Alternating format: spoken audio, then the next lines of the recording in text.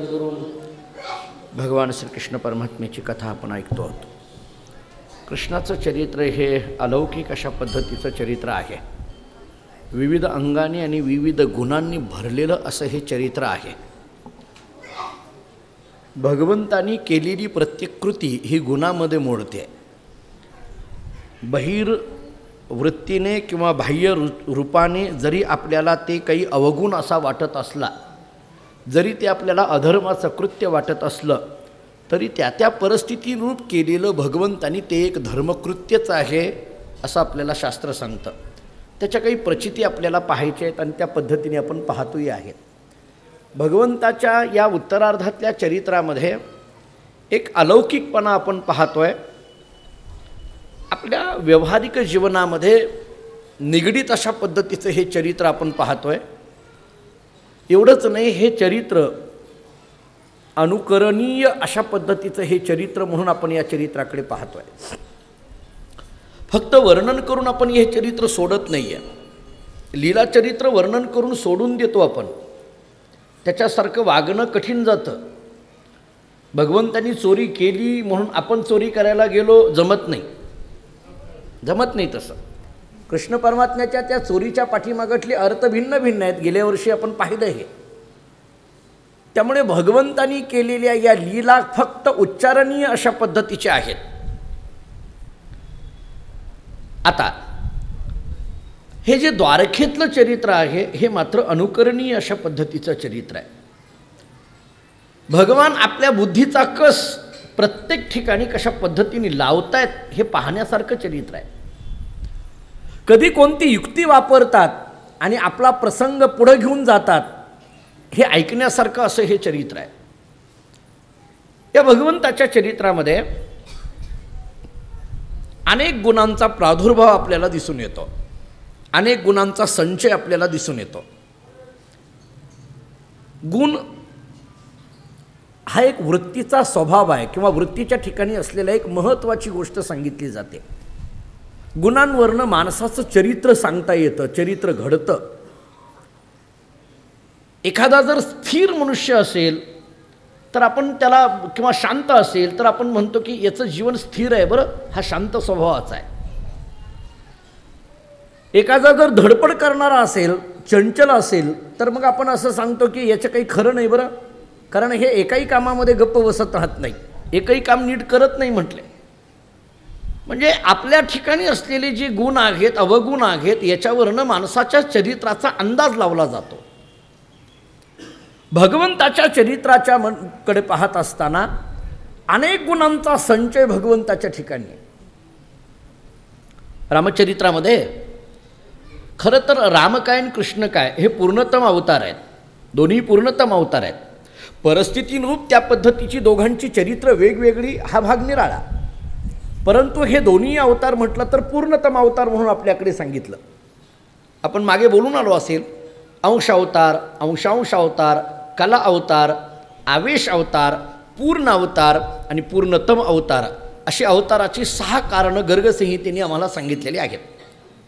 काही अवतार अंश अवतार आहेत, काही अंशांश अशा पद्धतीचे अवतार आहेत, काही कलारूपाने प्रगट होणारे अवतार आहेत, काही आवेश रूपाने प्रगट होणारे अवतार आहेत, काही पूर्ण रूपाने प्रगट होणारे अवतार आहेत आणि काही परिपूर्ण पद्धतीने प्रगट होणारे अवतार आहेत. त्याच्यामध्ये राम आणि कृष्ण हा परिपूर्ण अवतार म्हणून गर्गसंहितेने आम्हाला सांगितलं. याच्यामध्ये परिस्थितीरूप चरित्र भिन्न आहेत. राम अवतारातली चरित्र भिन्न आहेत, कृष्ण अवतारातली चरित्र भिन्न आहेत, पण हे दोन्ही अवतार मात्र परिपूर्ण अवतार. रामाचं वर्णन करताना एके ठिकाणी भवभूतीने एक फार चांगला विचार मांडला आहे. तो असं म्हणतो की रामाच्या ठिकाणी अनेक सद्गुण दिसून येत आहेत, खूप गुणांचा संचय आहे. आणि बोलता बोलता तो असं म्हणतो, रामाच्या ठिकाणी खूप गुण आहेत, फक्त त्या गुणांच्या ठिकाणी एक अवगुण आहे म्हटलं. नीट ऐका, खूप गुण आहेत, गुणांचा संचय आहे, पण या गुणांच्या ठिकाणी एक अवगुण आहे. भवभूती नावाचे एक फार मोठे कवी, त्या कवीला ऐकणाऱ्यांनी विचारलं, रामाच्या ठिकाणी खूप गुण आहेत ना? हो. गुणांचा संचय आहे ना? हो. गुणनिधी आहे ना? हो. मग त्याच्या ठिकाणी अवगुण काय आहे? भवभूतींनी सांगितलं काही नाही, हे सगळे गुण एकट्या रामाच्याच ठिकाणी आहेत, हाच गुणाचा अवगुण आहे, दुसरा काही नाही. कळालं का बघा, हे सगळे गुण एकट्या रामाच्या ठिकाणी आहेत, हाच त्या गुणांचा एक अवगुण आहे. हे गुण राम आणि कृष्णाला सोडून दुसरीकडे जात नाही, सर्वस्व गुण एका ठिकाणी आहेत. सामान्य माणसाच्या बाबतीत असं होत नाही. सामान्य माणसाच्या बाबतीत बोलताना आपल्याकडे असं सांगितलं, कोटे काही आणि एक आहे एक नाही. सर्वगुण संपन्न अशा पद्धतीचं आपल्याकडे सामान्य मनुष्य आपल्याला पाहायला मिळेल असं सांगता येत नाही. किती जरी एखाद्या माणसाचं वर्णन आपण करायचं ठरवलं, अहो म्हटले काय सांगायचं त्यांचं, इतकं वर्णन करायला ठरवलं तरी ऐकणारा म्हणतो ते सगळं खरं आहे हो, पण तुम्हाला माहीत नाही त्याच्या ठिकाणचा काय अवगुण आहे. म्हणजे त्यानं अवगुण शोधून ठेवलं आहे की नाही. आपण कितीही गुणांचं वर्णन करा, त्याला ते बरोबर अवगुण त्यांनी पाहून ठेवलेलंच आहे. त्याला काही काय असेल ते असेल. प्रत्येकाच्या ठिकाणी दैवी संपत्ती आणि आसुरी संपत्तीचं चिंतन करत असताना ज्ञानेश्वर महाराजांनी 26 गुणांची संपत्ती म्हणून दैवी संपत्तीचा विचार केला. आपण मागे एकदा प्रवचनं केली त्याच्यावर. आणि आसुरी संपत्तीचा विचार करताना दोष मात्र 6च फक्त सांगितले. गुणांचा आणि दोषांचा विचार करत असताना गुण मात्र 26 सांगितले आणि दोष मात्र फक्त 6 सांगितले. कुणीतरी ज्ञानेश्वर महाराजांना विचारलं, का हो माऊली, एखाद्या माणसाच्या ठिकाणी गुण सांगताना तुम्ही एवढे सांगता, एवढे गुण असावे असं सांगता, आणि दोष मात्र एवढे 6च सांगता. ते म्हटले एवढे बस झाले, एवढे बस झाले, याच्यातला एक जरी आला तरी तो अधपतनाला जातोय, 6 आल्यानंतर तर काहीच राहत नाही. बरं, ते गुणदोषाची गंमत अशी आहे, गुण मिळवत असताना तुम्ही 26 गुणांचा विचार करा. गुण मिळवित असताना आपल्याला प्रत्येक गुण मिळविताना स्वतंत्र प्रयत्न करावा लागतो. अभय नावाचा गुण मिळवायचा आहे, आपल्याला प्रयत्न करावा लागतो. सत्वशुद्धी नावाचा गुण मिळवायचा आहे, आपल्याला प्रयत्न करावा लागतो. दान नावाचा गुण मिळवायचा आहे, प्रयत्न करावा लागतो. दम नावाचा गुण मिळवायचा आहे, प्रयत्न करावा लागतो. म्हणजे स्वतंत्र पद्धतीने प्रयत्न करावे लागणार आहेत. गुण प्राप्त करण्याकरता प्रत्येक गुणांच्या प्राप्तीकरिता माणसाचा स्वतंत्र अशा पद्धतीचा प्रयत्न सिद्ध करावा लागतो. नीट ऐका, दोषाचं असं नाही आहे, एक दोष आला की बाकीचे दोष आपोआप येतात. दोषाला मिळवण्याकरता प्रयत्न करायची गरज नाही. काम नावाचा दोष आला, क्रोध येतोच. क्रोध नावाचा दोष आला, लोभ येतोच. लोभ नावाचा दोष आला, मद मत्सर दंभ अहंकार पाठीमागे येतातच. त्यांना या म्हणायची गरज नाही, आमंत्रण देण्याची गरज नाही, ते शोधत येतच राहतात. म्हणून गुण मिळवण्याकरिता मात्र स्वतंत्र प्रयत्न आहेत, दोष मिळवण्याकरिता मात्र स्वतंत्र प्रयत्न करायची गरज नाही. एक दोष आला की सगळे दोष आपोआप येतात. एक गुण आला की सगळे गुण येत नाहीत. एक गुण आल्यानंतर सगळे गुण येतात अशातला भाग नाही. आपण जर म्हटलं, अहो काय शांतप्रिय आहेत, हे काय शांतप्रिय आहेत, शांती नावाचा गुणच आहे आणि दान नावाचा गुणच आहे. एखाद्याला म्हटलं, अहो काय किती शांत आहेत बघा ना, मग तो दुसरा म्हणतो, अहो शांत आहेत बरोबर आहे हो, पण फार कंजूस आहे. झालं का नाही. म्हणजे दान नावाचा गुण नाही आहे त्यांच्याकडे. शांती आली म्हणजे दान नावाचा गुण आलाच असं नाही आहे. दान नावाचा गुण आला याचा अर्थ दम म्हणजे इंद्रिय निग्रह नावाचा गुण आला असं नाही आहे. म्हणजे हे गुण प्राप्त करण्याकरता स्वतंत्र प्रयत्न सांगितले शास्त्रांनी. दोषाचं तसं नाही आहे. काम नावाचा विकार आपल्या ठिकाणी आला की क्रोध नावाचा विकार येतोच, लोभ नावाचा विकार येतोच, अहंकार नावाचा विकार येतोच. पहा तुम्ही, क्रोधी म्हटलं की तिथं अहंकार येतोच ना. काही वेगळं सांगायची गरज आहे का, या म्हणून सांगायची गरज आहे का.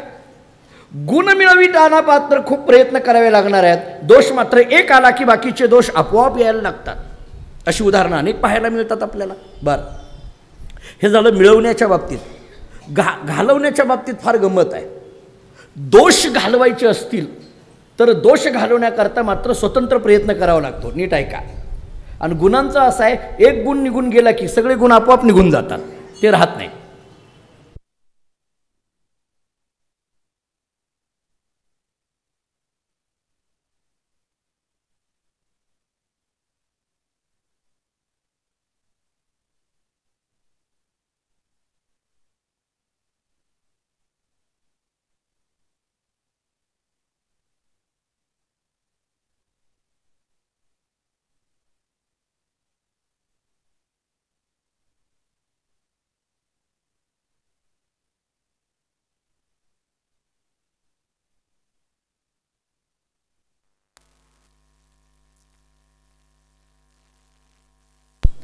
आपला विषय चाललाय गुण आणि दोष.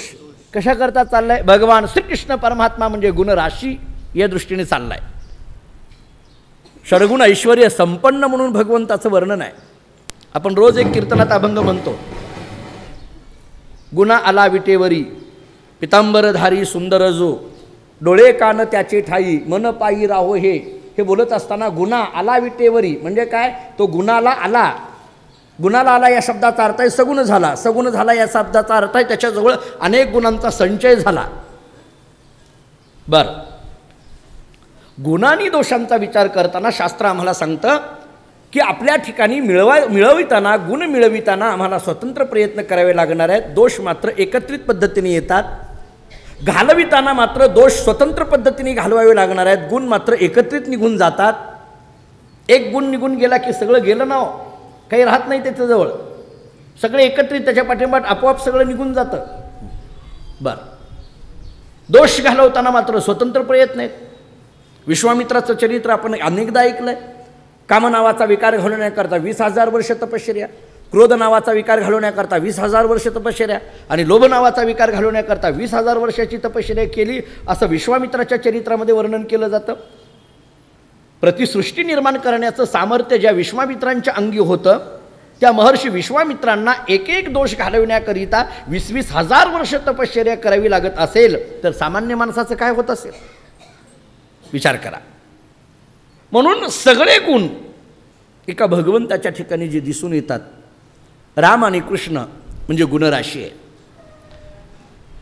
वेगवेगळ्या ठिकाणी वेगवेगळ्या गुणाचा वापर कसा करायचा हे कृष्ण परमात्म्याकडून शिकावं. काय आहे, बऱ्याच गोष्टी आपल्याजवळ असतात पण त्याचा वापर करता आला पाहिजे. काही गोष्टी आपल्याजवळ असतात पण त्याचा वापर करता येत नाही. हे बऱ्याचदा आपल्याकडे असं होतं की दुसऱ्यांनी वापर केल्यानंतर मग लक्षात येतं, अहो आमच्याकडं होतं की आमच्या लक्षातच आलं नाही. वापर करता आला पाहिजे. योग्य वेळेला योग्य वस्तूचा उपयोग करता येणं ही सुद्धा एक कला आहे आणि मला वाटतं कृष्णचरित्रातून ही कला शिकायला मिळते. योग्य वेळेला योग्य वापर कसा करायचा, आपल्याजवळ असलेल्या मूल्यांचा, आपल्याजवळ असलेल्या सद्गुणांचा कसा वापर करायचा हे कृष्णचरित्र सांगतं. आपल्याकडे भगवंताच्या या चरित्रामध्ये कधीकधी भगवंतांनी विनय आपल्या ठिकाणी दाखवला आहे. वेळ प्रसंगी भगवंतांनी पराक्रम करून दाखवला आहे. वेळ प्रसंगी भगवान क्षमा नावाचा गुण आपल्याजवळ अंगी करतात आणि वेळ प्रसंगी भगवान सदाचार नावाचा गुण आपल्या अंगी बाळगतात. आहे का नाही बघा चरित्रामध्ये. कधीकधी विनय आपल्याजवळ दाखवतात. भगवान जरी असले तरी अनेक ठिकाणी आपल्याला दोन्ही हात जोडून उभे असलेले दिसून येतात. कुंती मातेला लाक्षागृहातून वाचवणारे भगवान श्रीकृष्ण परमात्मा, तेच कृष्ण परमात्मा कुंतीच्या जवळ गेल्यानंतर दोन्ही हात जोडून नमस्कार करणारे भगवान दिसून येतात का नाही मला. कुंती मातेला नमस्कार करणारे दिसून येतात ना. ही विनयता किती आहे. महाभारताच्या युद्धाच्या आरंभाला एक प्रसंग सांगितला जातो, माहीतच असेल आपल्याला, परंतु त्याला उद्धृत करून पुढे जातो. काही नाही म्हणे, कौरव आणि पांडव एकमेकाच्या विरोधामध्ये जेव्हा उभे राहिले, वेगवेगळे शंख वाजवायला सुरुवात झाली. युद्धाची परिस्थिती निर्माण झालेलीच होती. त्यामुळे आता युद्ध होणं हे अटळ होतं. सगळे त्या कुरुक्षेत्रावर रणांगणावर एकमेकाच्या समोर उभे राहिलेले होते. अर्जुनाच्या ठिकाणी वीरवृत्ती जागी झालेली होती. वीरवृत्ती किंवा वीर नावाच्या रसाचा स्थायी भाव सांगितला जातो. उत्साह, तो उत्साह नसानसामध्ये भरलेला होता. कधी एकदा मी आतमध्ये जातोय आणि त्या शत्रुपक्षावर कधी एकदा मी तुटून पडतोय असं अर्जुनाला झालेलं होतं. भाऊ स्फुरण पावत होत्या आणि अर्जुनाने विचारलं धर्मराजाला, दादा आज्ञा द्या. तुम्ही हो म्हटलं की आमची लगेच सुरू. धर्मराजांनी सांगितलं थांब. धर्मराजांनी लगेच आज्ञा दिली नाही. प्रसंग आपल्याकडे महाभारतात असा सांगितला, धर्मराजा खाली उतरले.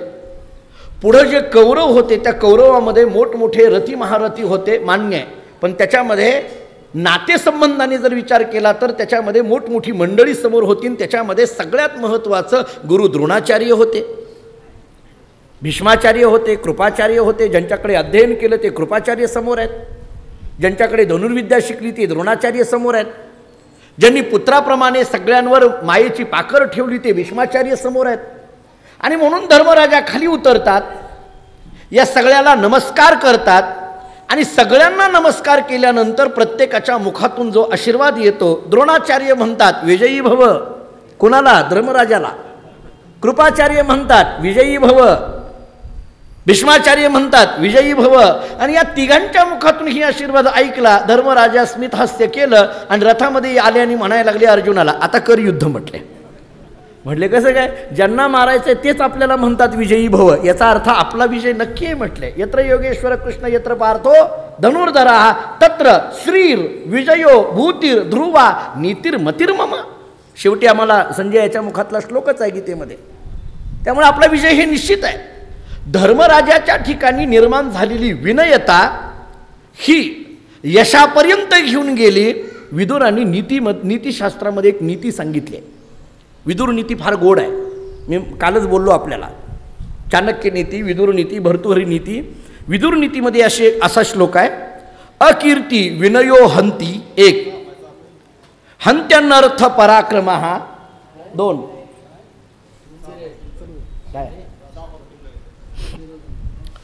हंति नित्यम क्षमा क्रोध आचारो हंति अलक्षणम. चार गोष्टी सांगितल्या बघा.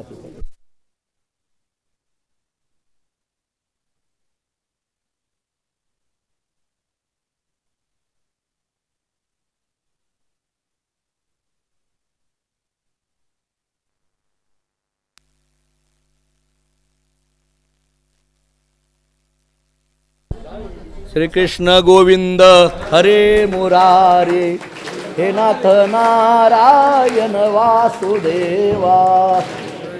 नीट बघा गेला का. श्री कृष्ण गोविंद हरे मुरारी, हे नाथ नारायण वासुदेवा.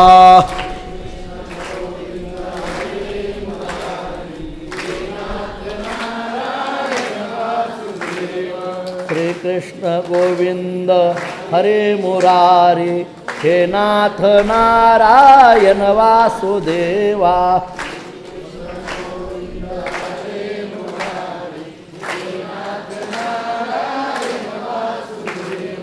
श्री कृष्ण गोविंद हरे मुरारी, हे नाथ नारायण वासुदेवा.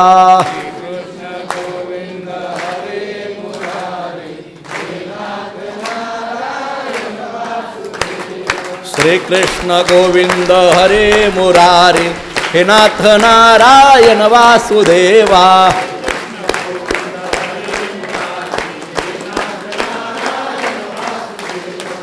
अकीर्तिम विनयो हंति ही, हंति अनर्थम पराक्रमः, हंति नित्यम क्षमा क्रोधः, आचारो हंति कुलक्षणम. चार गोष्टी विदुरांनी सांगितल्या.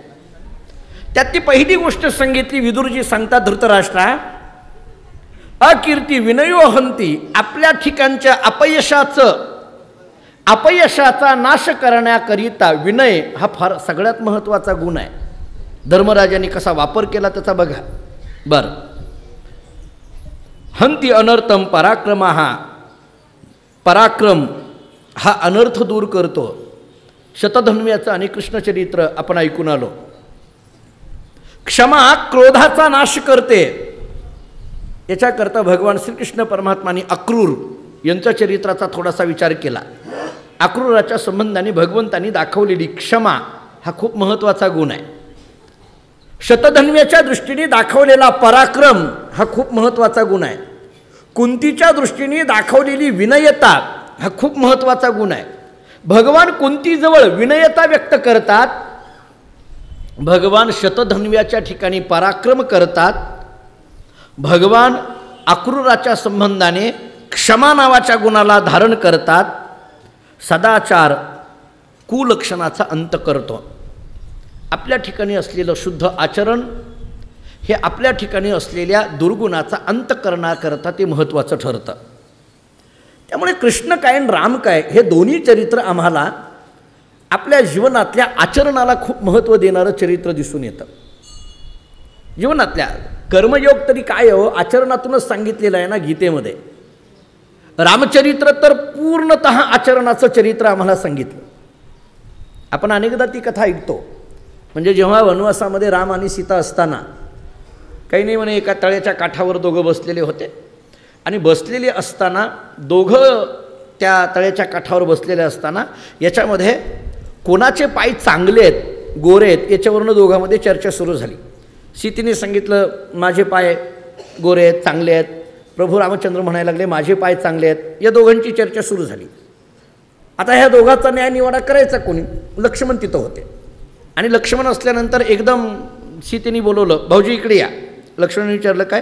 काय नाही म्हटलं, आमच्या दोघांमध्ये कोणाचे पाय चांगले आहेत सांगा. लक्ष्मणाला आली का पंचायत? न्याय देणाऱ्या माणसाला फार पंचायत असते महाराज. हां, लक्ष्मण विचार केला, सीतेचे म्हणावं रामाला राग, रामाचे म्हणावं सीतेला राग, दोघांपैकी एक कोणाची तरी नाराजगी घेणंच आहे की हो.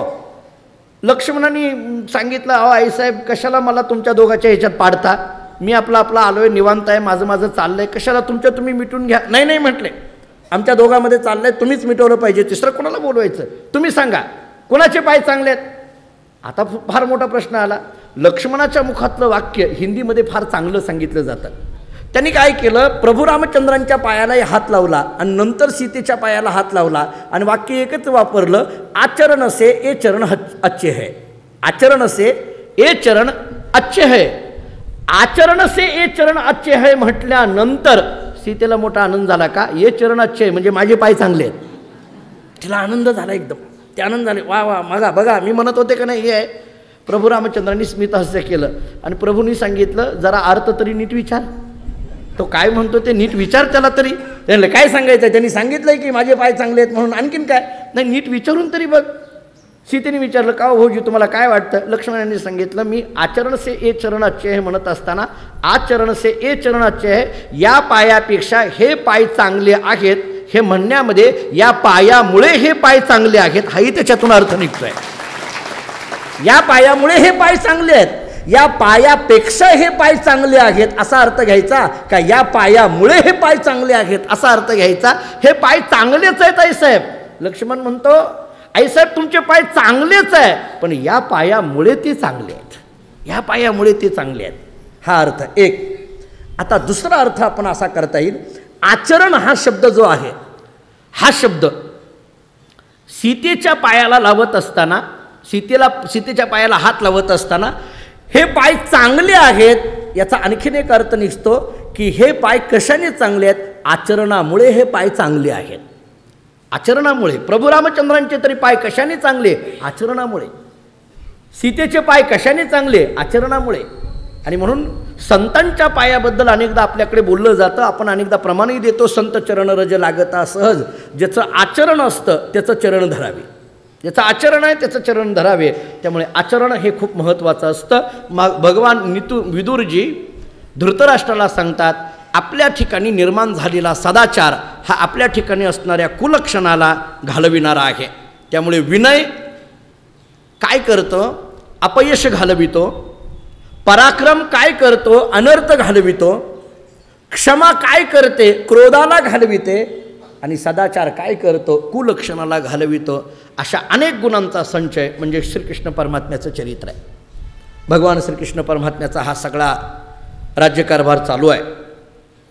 कधी द्वारकेकडे लक्ष द्यावं, कधी मथुरेकडे लक्ष द्यावं, कधी मध्येच निरोप आला की हस्तिनापुराकडे जावं, कधी भीष्माचार्यांना भेटावं, कधी दुर्योधनाला भेटावं, कधी इकडे येऊन इंद्रप्रस्थामध्ये असलेल्या धर्मराजाला भेटावं, कधी अर्जुनाच्या बरोबर दोघांनीच एकमेकाबरोबर विहार करण्याकरता निघून जावं. हे सगळं चालू आहे. भगवान इकडं पाहतात, कधी तिकडं पाहतात. आणि हे सगळं पाहत असताना कालिंदी नावाची धर्मपत्नी घेऊन भगवान जेव्हा द्वारकेमध्ये येतात, चौथा विवाह भगवंताचा झालेला आहे. द्वारकेने पुन्हा आनंद साजरा करायला सुरुवात केली. ओगी गमतीने विनोदाने सांगतो, हा एक एक बायको घेऊनच येतो आणि द्वारका आनंदच साजरा करते. हा प्रत्येक वेळेस एक एक घेऊन येतो. भगवंताचा चौथा विवाह झाला. मी पूर्वी लहानपणी असं ऐकलं आहे की पूर्वी मुलींची लग्न लवकर व्हायची नाहीत, तेव्हा ते मुलींना काय म्हणायचे? रुक्मिणी स्वयंवराचं पारायण करा असं म्हणायचे. आता मुलाची लवकर होत नाही, कुणाचं पारायण करावं कुणास ठाऊक. सागर नाही, तू मला लावून घेऊ नकोस. मला त्यांनी विचारलं, म्हणलं बाप्पा कृष्णाची 4 झाली, माझं एकही नाही आणखीन. मी म्हटलं थांब, 16,108 ऐक मगच बोल म्हटलं, तोपर्यंत बोलू नको. भगवान श्रीकृष्ण परमात्मा कालिंदीला घेऊन आले. द्वारकेमध्ये सगळीकडे आनंदाचं वातावरण, राज्यकारभार सुरू होता.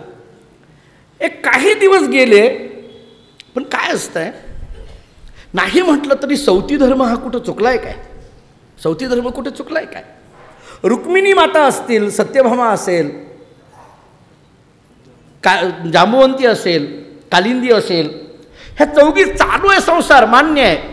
पण नाही म्हटलं तरी भगवान कधी एकीकडे लक्ष द्यायला लागले तर एकीकडे दुर्लक्ष व्हायचं आणि मग तिच्या मनामध्ये नाही म्हटलं तरी शंका यायची.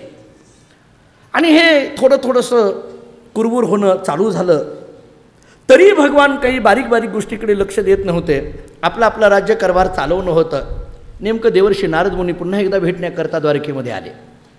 द्वारकेमध्ये आले आणि भगवंताला भेटण्याकरता आले. पण नारदांनी अशी गंमत केली, कृष्ण परमात्म्याला भेटायला गेले नाहीत. त्या अगोदर डायरेक्ट आतल्या घरात गेले, तिकडे गेले. नवीन आलेल्या कोण आहेत सुनबाई पाहावं म्हणून त्या कालिंदीकडे गेले. कालिंदीला पाहिलं, अरे वा चांगलं, काही हरकत नाही. कालिंदीला भेटले. पुढं जांबुवंतीकडे गेले, तिला भेटले. रुक्मिणी मातेकडे गेले, तिला भेटले. सत्यभामेकडे गेले, तिला भेटले. आणि सत्यभामेजवळ बसल्यानंतर या सगळ्यांमध्ये सत्यभामा थोडी जरा बोलकी होती, बडबड करणारी होती. सत्यभामा रूपवान होती ती. रुक्मिणी अतिशय शांत, सत्यभामा थोडी बोलकी होती. नारद आणि सत्यभामा एकमेकाच्या जवळ आल्यानंतर सत्यभामेने नारदांना बोलवलं, बसवलं, नमस्कार केला. कारण नारद संत आहेत, संतांना नमस्कार करायचा असतो. त्यामुळे नारदांना नमस्कार केला आणि मग बोलणं सुरू झालं. सुरू झाल्यानंतर नारदांनी सहज विचारलं, काय आईसाहेब बरं आहे ना सगळं? बरं आहे. नाही, चौथं केलं बघा. हे हळूच जे चालू झाले ते चालू. अहो काहीच नाही हो, आम्ही सहज तिथं भेटायला गेलो, ते कालिंदीलाच घेऊन आले. सत्यभामेने सांगितलं, कोणाला बोलायचं, काय करायचं, मोठ्याचं घर आहे, काय बोलणार आपण. नाही पण असं कसं करावं भगवंतानी. हे रुक्मिणीच्या कानावर हळूच शब्द गेल्यानंतर रुक्मिणीने सांगितलं, नारदा काय बोलायचं ते बोला, नाहीतर बोलवू का त्यांना. नारदांनी सांगितलं, काही नाही तुम्ही जा. थोडा वेळ इकडे तिकडे फिरून पुन्हा सत्यभामेजवळ आले. आणि सत्यभामेला म्हणायला लागले, नारदजी म्हणायला लागले, आईसाहेब मला आता असं वाटतंय, ही जी काही रांग आहे का नाही, एक एक एक एक एक एक ही काही थांबणारी असं वाटत नाही. म्हटले हे काही थांबलं असं वाटत नाही. आणि मग जर एक एक एक एक लग्न जर कृष्ण परमात्मा असे करायला लागले तर तुमच्या वाट्याला किती येणार. तुमच्या वडिलांनी किती म्हणून तुम्हाला यांना देऊन टाकलं, समंतक मन्याबरोबर देऊन टाकलं, काय नाही ते सगळं जुनं काढलं, उकरून पुन्हा आठवण करायला द्यायला लागली, सुरुवात केली. सत्यभामेने ते सगळं ऐकलं. सत्यभामेने फक्त सहज एक प्रश्न विचारला नारदांना. म्हणजे नारदा मला असं वाटतंय, माझी इच्छा प्रकट करू का म्हटले तुमच्याजवळ. म्हटले करा, मी संत आहे, त्रिकालदर्शी आहे, अखंड आशीर्वाद देणार आहे. म्हटले काहीच हरकत नाही, तुम्ही जी इच्छा पूर्ण निर्माण कराल त्या इच्छेला मी तथास्तु म्हणणारच आहे, काही काळजी करू नका. काय इच्छा आहे. सत्यभामेने सांगितलं, काही नाही, मला एक प्रश्न विचारायचा आहे आपल्याला. एखादी गोष्ट आपल्याला आवडणारी गोष्ट ती आपल्याजवळ कायम असावी, आत्ताच नव्हे, पिढ्यानपिढ्या जन्मोजन्मी आपल्याजवळ कायम असावी, याच्याकरता काय करावं लागतं नारदा. नारदांच्या लक्षात आलं हे काय गमक आहे. नारदांनी सांगितलं, काही नाही. सत्यभामेनं सांगितलं, आई साहेब काही त्याला करावं लागत नाही. पुढल्या जन्मी जी वस्तू आत्ता आपल्याला पाहिजे असते ती वस्तू या जन्मी दान करायची, पुढल्या वर्षी मिळते. म्हटले या वर्षी दान करायची, पुढल्या वर्षी लगेच मिळते. आपल्याला जर पुढल्या वर्षी फार मोठं सोनं पाहिजे असेल, या जन्मात तुम्ही सोनं दान करा असं म्हणतात. तुम्हाला सुवर्ण मोठं पाहिजे असेल भरपूर, आता या जन्मात जे तुम्ही आत्ता दान कराल ते पुढल्या जन्मी मिळतं. बरं नारद सांगणार आहे. नारदांनी सांगितलं सत्यभामेला, तुम्ही आत्ता जे दान कराल ते सगळं पुढल्या वर्षी पुढल्या जन्मामध्ये तुम्हाला मिळतं. सत्यभामा इतकी रूपवान जरी असली तरी, बोलणारी असली तरी फार सरळ मनाची होती. सत्यभामेने विचारलं, नारदा खरं सांगताय तुम्ही. ते म्हटले, मी नारद आहे, खोटा कसा बोलेन, मी त्रिकालदर्शी आहे, मी असा खोटा बोलणारा नाही आहे. म्हटले नक्की. हो नक्की. म्हणजे आत्ता मी जे दान करेल, मला जे पुढल्या जन्मामध्ये पाहिजे ते जर मी आत्ता दान केलं तर पुढल्या जन्मामध्ये मिळेल. हो नक्की. मग सत्यभामेने सांगितलं, नारदा माझी इच्छा अशी आहे, आत्ता मला श्रीकृष्ण परमात्मा पती आहेत माझे. हो, पण हे पती असलेले जे श्रीकृष्ण परमात्मा आहे, पुढल्या जन्मी नव्हे, जन्माजन्मापर्यंत श्रीकृष्णच मला पती असावेत असं वाटतंय. काय करावं लागेल, काय करावं लागेल. प्रत्येक जन्माजन्मामध्ये मला श्रीकृष्ण हाच माझा पती असावा असं वाटतंय, काय करावं लागेल. नारदांनी सांगितलं, साधी गोष्ट आहे, जे पाहिजे ते दान केलं की पुढल्या जन्मामध्ये मिळतं, तुम्ही आता या जन्मामध्ये हा श्रीकृष्ण दान करून टाका, पुढल्या जन्मात तुम्हाला पती म्हणून मिळतो. काही सरळ आहे. सत्यभामींनी सांगितलं हो हो.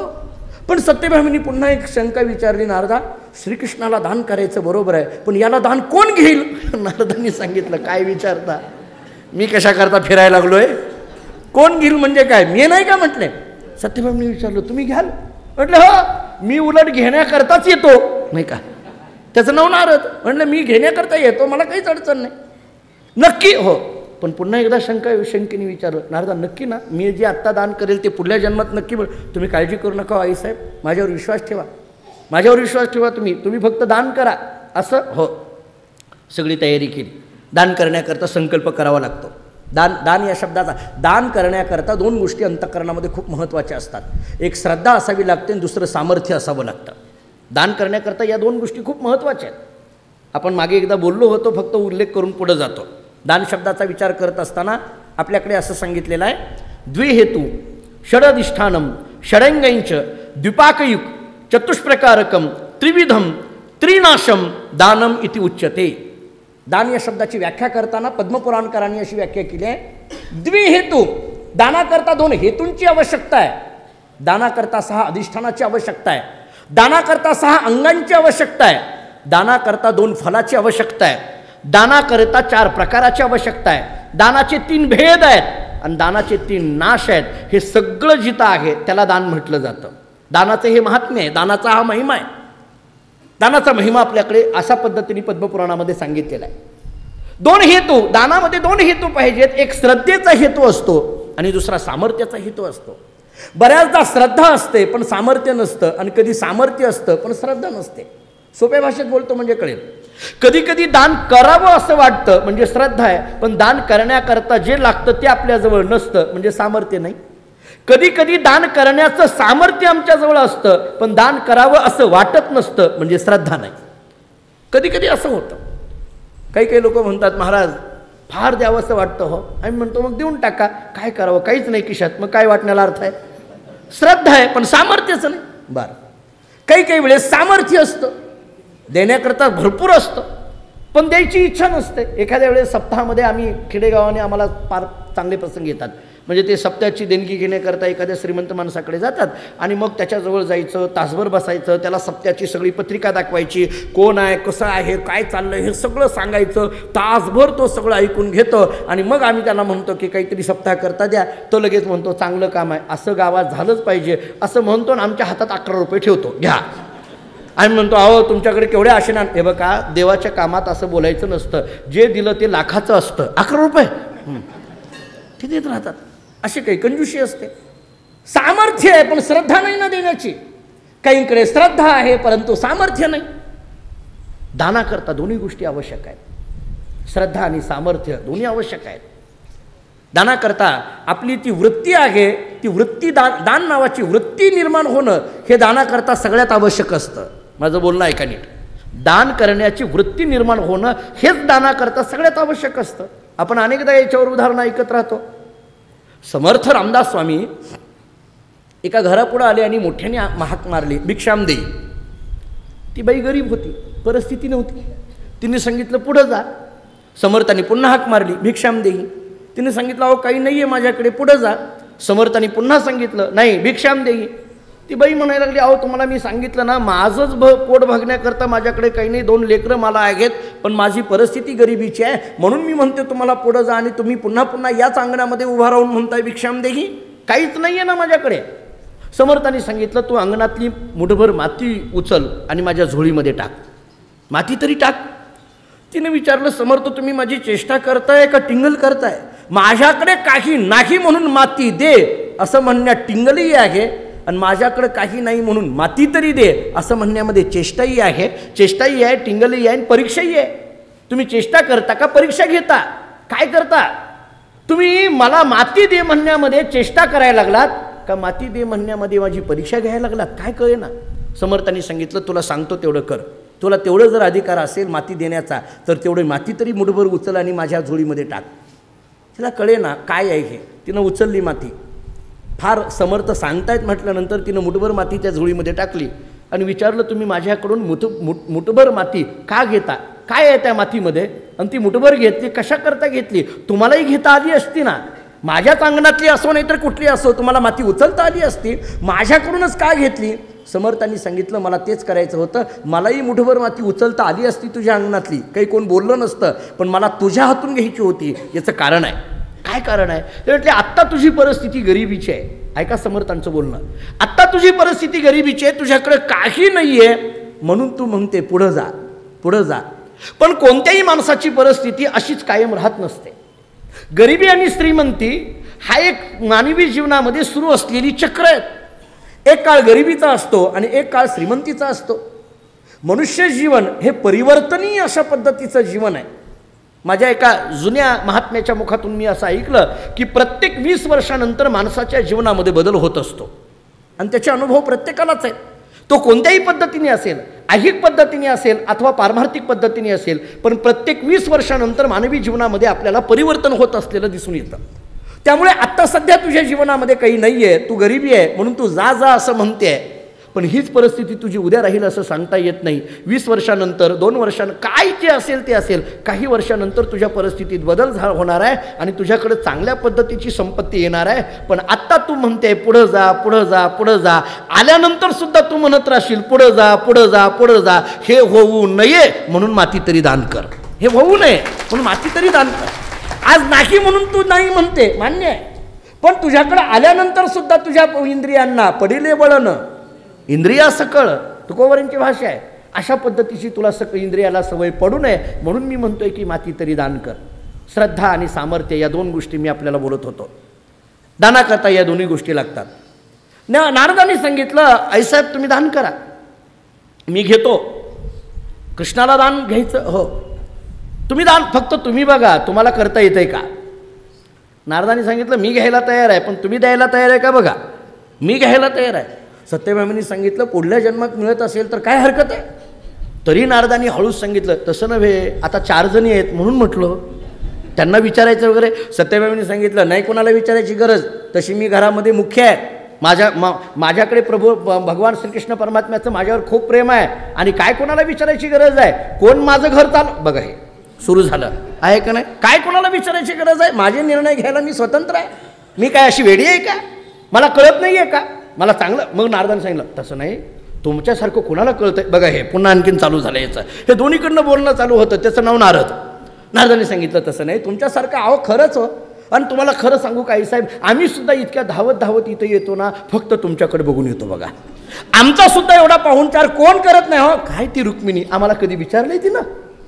काय ती जांबुवंती, तिला काय पडलंय, तिला काही कळतंय, ती जंगलात राहणारी बघा. हे सुरू झालं, तिनं कधी आम्हाला विचारलंय? फक्त तुम्ही आम्हाला आल्यानंतर नारदा विचार म्हणता, पाया पडता, आम्हाला जीव खाऊ घालता. आणि म्हणून तुम्हाला खरं सांगू का, कृष्ण परमात्मा सुद्धा आम्हाला विचारत नाही हो. तुम्ही आहे म्हणून आम्ही इथं येतोय. बघ सत्यभामीने सांगितलं, हां म्हणूनच मी म्हणते तुम्हाला सगळा अधिकार आहे. हां मग मी म्हणून म्हणते मला द्यायला अधिकार आहे, त्याचं काही कुणाला विचारायची गरज आहे. नारदांनी सांगितलं, मग जर तुम्हाला द्यायला अधिकार आहे, कोणाला विचारायची काही गरज नाही, तुम्हाला असं वाटतंय की तुम्ही घेत असलेला निर्णय योग्य आहे, तर उशीर कशाला लावता, दान करून टाका. उशीर कशाला लावता म्हटले. सत्यभामींनी सांगितलं, काही हरकत नाही, करा संकल्पाची तयारी. दान करताना संकल्प करावा लागतो. दान करताना आपल्याला कोणती गोष्ट दान करताना संकल्प आहे, आपण बघा तुम्ही संकल्पशास्त्र आपल्याला काय सांगतं. मग सगळी तयारी केली आणि मग त्याच्यामध्ये हातामध्ये पाणी, तांदूळ, अक्षदा, सुपारी वगैरे सगळं घेतलं आणि मग सत्यभामींनी सगळा पूर्ण संकल्प केला आणि सांगितलं, नारदा, माझ्या जीवनामध्ये पुढील जन्मी भगवान श्रीकृष्ण परमात्मा हेच मला पती मिळावे, या प्रित्यर्थ मी या जन्मी माझे असलेले पती श्रीकृष्ण परमात्मा हे मी तुम्हाला दान करत आहे. सोडलं पाणी खाली, एकदम पाणी सोडल्याबरोबर लगेच नारदांनी ते सगळं घेतलं आणि नारदांनी सांगितलं, काही हरकत नाही आईसाहेब, आता काळजी करू नका, पुढील जन्मी तुम्हाला नक्की कृष्ण परमात्मा पती मिळणार आहेत, काही काळजी करू नका. आणि नारदजी तिथून निघाले आणि नीट त्या द्वारकेतल्या दरबारामध्ये आले. द्वारकेच्या दरबारामध्ये आले. भगवान श्रीकृष्ण परमात्मा नेहमीप्रमाणे आपला आसनावर बसून काही जो कारभार चाललेला होता तो सगळा चालवत होते. नारायण नारायण करत विनवाज वाजवत आले. आल्याबरोबर सगळे इतर लोकांनी नारदांना नमस्कार केला. भगवान श्रीकृष्ण परमात्मांनी सुद्धा नारदांना नमस्कार केला. नारदांनी भगवंताला नमस्कार केला आणि मग नारदांनी विचारलं, काय भगवान सगळं बरं चाललंय? चाललंय व्यवस्थित, तुमच्यासारख्या साधू संतांचा आशीर्वाद आहे, त्यामुळे बघा भगवान किती सरळ आहे तो, तुमच्यासारख्या संतांचा आशीर्वाद आहे त्यामुळे व्यवस्थित चाललं आहे, बरोबर काय हरकत नाही म्हटले, काही हरकत नाही. आणि असं बोलल्यानंतर नारदांनी सांगितलं उतरा खाली, आता खाली उतरा. भगवंतांनी सांगितलं आणखीन दरबार संपायचा आहे, आणखीन काही कामं राहिलेली आहेत, काही आटोपायची आहेत ही ती. नाही आता ते काही नाही, तुम्ही खाली उतरा. काही कळे ना काय खाली उतरा म्हणजे काय झालं, तुम्ही पहिलं खाली उतरा, कारण आता तुम्हाला त्या आसनावर बसायचा अधिकार तुमचा राहिला नाही. सगळेजण अवाक झाले, बघायला लागले काय चाललंय, हा नारद कधीच असं बोलत नव्हता आणि आज कसं काय बोलायला लागलाय, झालं काय. मग नारदांनी सांगितलं, हे पहा मला एक साध्या प्रश्नाचं उत्तर द्या, भगवान आहात तुम्ही, बरं काय उत्तर देऊ, काही नाही. एखादी वस्तू दान केली की त्या दान केलेल्या वस्तूवर दान करणाऱ्याचं आणि त्या दान केलेल्या वस्तूचं कोणाचा तरी काही अधिकार राहतो का हो म्हटले, नाही. मग अधिकार कोणाचा राहतो, ती वस्तू ज्याला दान केली त्याचा राहतो. एखादी वस्तू दान केली की दान केलेल्या वस्तूवर अधिकार दान करणाऱ्याचा असतो का दान ज्याला केलं त्याचा असतो. भगवंतांनी सांगितलं ज्याला दान केला त्याचा असतो. मग नीट आहे का, तुम्ही जे आहात ना, तुम्हाला मला दान करून टाकलंय, तुमच्या पत्नीने सत्यभामीने मला दान करून टाकलंय, त्यामुळे तुमच्यावर अधिकार आता माझा आहे म्हटलंय, त्यामुळे खाली उतरा. भगवंताला सगळं माहीत होतं, भगवान खाली उतरले. मी सांगतो तसं करायचं आता, कारण तुम्ही दान करून आलाय म्हणजे याचा अर्थ तुम्ही काय झाला, आता माझे सेवक झाला, मी तुमचा मालक झालो. मी सांगतो त्या पद्धतीने राहायचं, मी सांगतो तशा पद्धतीने करायचं. भगवंतांनी सांगितलं काही हरकत नाही. भगवंतांनी लगेच विचारलं, नारदजी आता तुमची सगळी मी सेवा करायला पाहिजे. दास्य करी दासाचे उनेनन साहे तयाचे, तुकोबराईट नाटामध्ये वर्णन करतात. वाढिले ठाईचे भाने टाकून या धावे, दास्य करी दासाचे. भगवंतांनी हात जोडले आणि सांगितलं, नारदा आता मी तुमची सेवा केली पाहिजे. ती गळ्यात विणा होता असा. भगवंतांनी असा विण्याला हात लावला आणि मग हा विणा मी घेऊ का, आता तुमची सेवा घेऊ का. नारदांनी सांगितलं विण्याला हात लावू नको, त्याच्यावर तर तुला घेतलंय, आमचं मूळ भांडवलच गायब करतो का काय म्हटलं. हे जे चाललंय ना नारायण नारायण, त्याच्यावर तर हा सगळा कार्यक्रम झाला, विण्याला हात लावू नको म्हटले, थांब. म्हणून बाजूला केलं.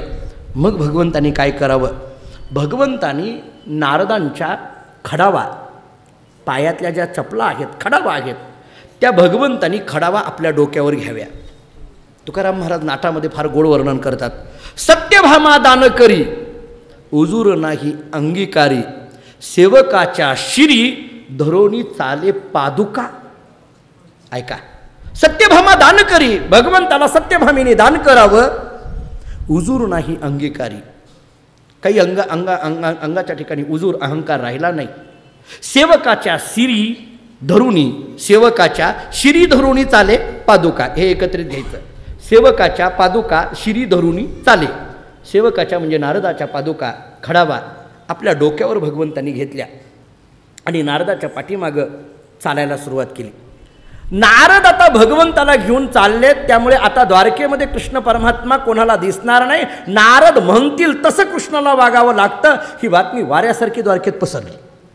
आणि मग काय झालं, हे म्हटले दान करून टाकलंय. मग सगळ्यांच्या कानावर गेलं, कुणी केलं, कसं केलं, रुक्मिणी मातेपर्यंत गेलं, सगळ्याच्या कानावर गेलं, काय झालं काय प्रकरण. म्हटले हे सत्यभामीने केलंय सगळं. मग सगळे जाऊन सत्यभामीला बोलायला लागले, तुला काय आहे का नाही, तू कुठं डोकं तुझं आहे का नाही, तुला काही अक्कल आहे का, तुला काही ज्ञान आहे का, एवढा वेडेपणा तुझ्याकडे कसा आला. अगं आता तू दिलं मान्य आहे, तुझा जरी अधिकार असला तरी आता दान केल्यानंतर आता कृष्ण परमात्मा आपल्याला द्वारकेमध्ये पाहायला मिळणार नाहीत. याचा अर्थ आता पुन्हा आपण कधीही कृष्णाचं दर्शन आपल्याला या जन्मामध्ये भेटणार नाही. पुढल्या जन्माचं पुढं बघू, पण या जन्मातलं आत्ता मात्र आपल्याला भेटणार नाही. तुझ्या एकीमुळे आम्ही सगळेजण त्या कृष्ण दर्शनाला मुकलो. हे सगळ्यांनी जेव्हा बोलायला सुरुवात केली तेव्हा सत्यभामेच्या मग लक्षात आलं की आपण केलंय ते चुकीचं केलंय. मग लक्षात आलं आणि मग सत्यभामा घाबरायला लागली. सत्यभामेला कळेना आता काय करावं लागेल, काय करावं लागेल. सत्यभामा धावत नारदांकडे गेली, नारदांच्या पाया पडली आणि नारदांना सांगितलं, नारदा असं करू नका, आमचा परमात्मा आमच्याजवळ ठेवा. नारदांनी सांगितलं, वा वा असं बरं असतंय म्हटले. आता तसं नाही, इतकं मोठं दान मिळालेलं कोण सोडायला लागलंय, अजिबात नाही म्हटले. बरं काय, जगाचा मालक, द्वारकेचा राजा, जगाचा मालक, सगळेजण त्याला हात जोडून उभा राहतात, तो माझ्या खडावा डोक्यावर घेऊन चाललाय म्हटले, त्यामुळे अजिबात नाही म्हटले. काही नाही, नारद काही ऐकायला तयार नाहीत. शेवटी वेगवेगळ्या विनवण्या करायला सुरुवात केली तरी नाही. नारदांनी पुन्हा सगळी काही सभा भरवली. आता याच्या बदल्यात काय करावं लागेल. काही विद्वान त्या सभेमध्ये बसले होते, नारद सभेमध्ये बसले होते. नाही, या मोबदल्यामध्ये तुम्ही काही मागितलं तर दुसरं मी द्यायला तयार आहे, पण तुम्ही मात्र असं करू नका. नारदांनी सांगितलं बरं काही हरकत नाही म्हटले, एक काम करा. म्हटले काय? भगवान श्रीकृष्ण परमात्म्याला मी देतो, फक्त कृष्णाच्या एवढं वजना एवढं मला सुवर्णदान करा, मला तेवढं सुवर्णदान करा. तेवढं सोनं मला दान केलं की भगवान त्याच्या माझ्या बंधनातून मुक्त झाले म्हटले. सोनं तेवढं दान केलं की झालं, मुक्त झाले, काही हरकत नाही. मग ती तराजू सगळा तयार केला, एकीकडे भगवान श्रीकृष्ण परमात्म्याला बसवलं आणि एकीकडून सुवर्ण तुला सध्या केली कशी? सुवर्ण तुला. आमची तुला असते साखरेची, गव्हाची, ज्वारीची तुला केली जाते, आपल्याकडे सुवर्ण तुला केली जाते. आणि पैशाची करायची झाली तर चिल्लरची केली जाते, नोटाची कुणी करत नाही, ती सुवर्ण तुला. मग एकीकडे भगवान श्रीकृष्ण परमात्मा बसले आणि मग त्यांच्या एका पारड्यामध्ये सोनं टाकायला सुरुवात केली. काय आहे, तुलना ही दोन पद्धतीची असते, एक अवांतर तुला असते आणि एक परम तुला असते. ऐका, एक अवांतर तुला असते, एक परम तुला असते. म्हणजे काय?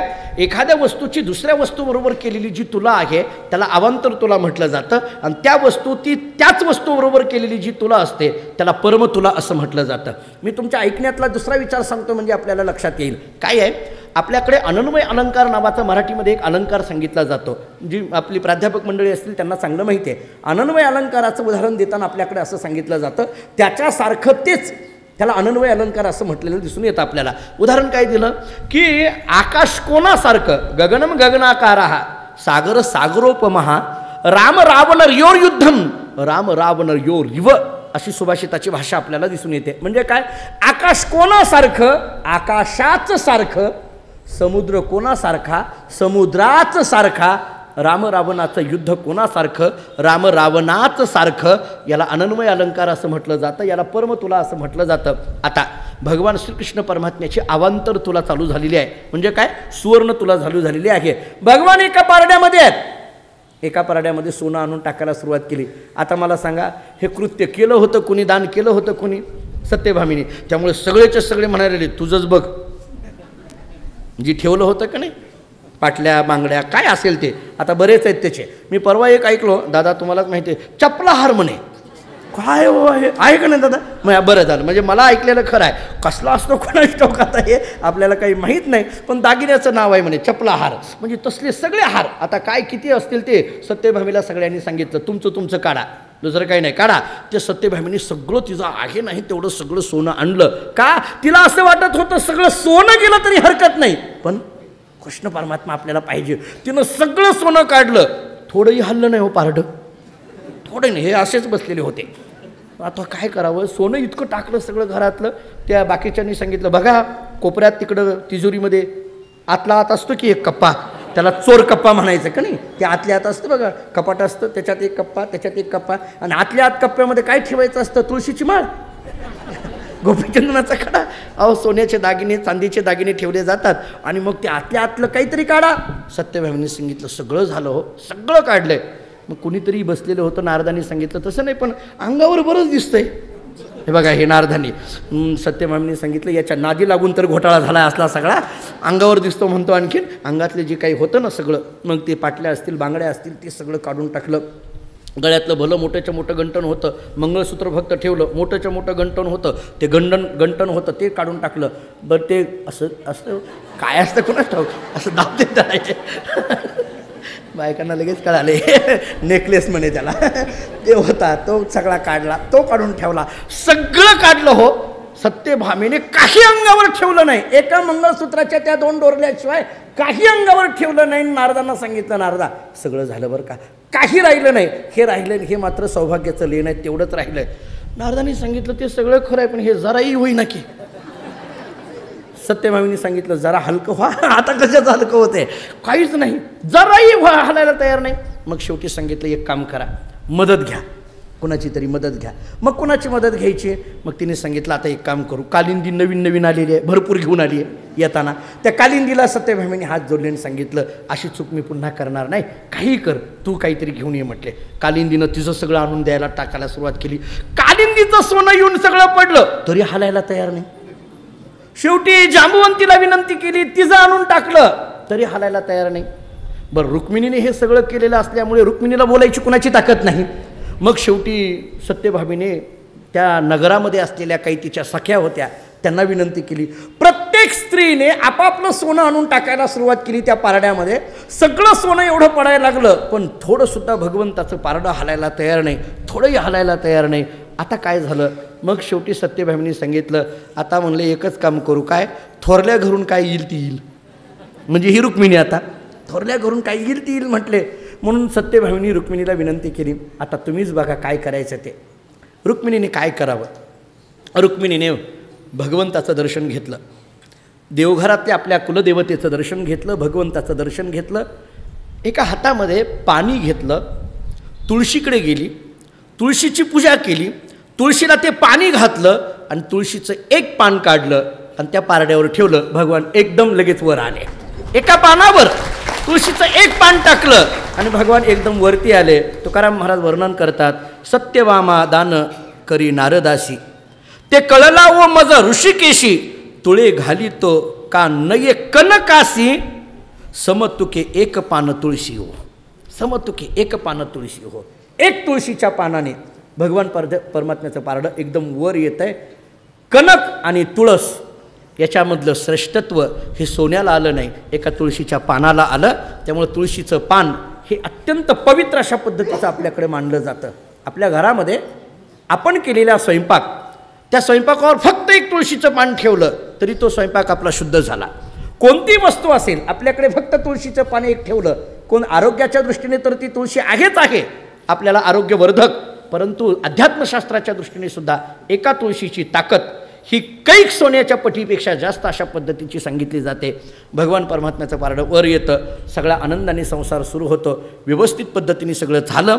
भगवान श्रीकृष्ण परमात्मा एके वेळेला नारदांना घेऊन काही भ्रमंती करण्याकरता निघाले आणि भ्रमंती करत असताना विंद आणि अनुविंद नावाचे दोन बंधू होते. त्या विंद आणि अनुविंद या दोघांना एक बहीण होती आणि तिचं नाव सांगितलं जातं मित्रविंदा. ती मित्रविंदा जी आहे तिची फार इच्छा होती भगवान श्रीकृष्ण परमात्म्यावर विवाह करावा, परंतु तिच्या भावांची मात्र इच्छा नव्हती, कारण तिच्या भावाचं लक्ष, तिचे भाऊ संपर्कात होते ते दुर्योधनाच्या, त्यामुळे दुर्विचाराचे असल्यामुळे ते मात्र कृष्ण परमात्म्याशी विवाह करायला विरोध होता. आणि मग मित्रविंदेचं स्वयंवर जेव्हा रचलं तेव्हा त्या स्वयंवरामध्ये भगवान जातात आणि सगळ्यांदेखत मित्रविंदेला तिथूनही घेतात आणि तिचं पाणी ग्रहण करतात. पाचवं लग्न मित्रविंदेबरोबर भगवान श्रीकृष्ण परमात्म्याचं होतं. अशा रीतीने कृष्ण परमात्म्याची 5 लग्न आत्तापर्यंत होतात. एक रुक्मिणीबरोबर विवाह आहे, दुसरा सत्यभामीबरोबर विवाह आहे, जांबवंतीबरोबर विवाह आहे, कालिंदीबरोबर विवाह आहे आणि ही 5वी मित्रविंदा, या मित्रविंदेबरोबर सुद्धा विवाह होतो. असा 5 पत्नींचा प्रपंच घेऊन भगवान श्रीकृष्ण परमात्मा अतिशय आनंदाने हा सगळा कारभार चालवत असताना पुन्हा एकदा हस्तिनापूरहून निरोप येतो आणि भगवंताला वाटायला लागलं की पुन्हा एकदा कुंती मातेकडे गेलं पाहिजे, पुन्हा एकदा अर्जुनाला भेटायला गेलं पाहिजे. अर्जुन आपल्याला भेटायला येण्याची वाट भगवान बघत नव्हते. का? भगवान स्वतःहून अर्जुनाकडे जायचे. ज्ञानोबारायांनी हरिपाठामध्ये आपल्याला स्पष्ट सांगितलंय, ज्ञानदेव म्हणे व्यासाची या खुना आणि द्वारकेचा राणा पांडवा घरी, द्वारकेचा राणा पांडवा घरी. द्वारकेचा राणा या शब्दाचा अर्थ श्रीकृष्ण परमात्मा आणि पांडवा घरी या शब्दाचा अर्थ आहे अर्जुनाच्या घरामध्ये. सारखं अर्जुनाकडे भेटायला जायचे. भगवान म्हणतात आणखीन एकदा अर्जुनाला भेटायला गेलं पाहिजे, आता जायचं आहे पण वेळ झाली, उद्या जाऊ असं म्हणून ठरवलं. आता पुन्हा द्वारकेमधून निघाल्यानंतर हस्तिनापुरामध्ये गेल्यानंतर काय घडतं याचा विचार आपण उद्याच्या प्रवचनामध्ये करू. पुंडलिक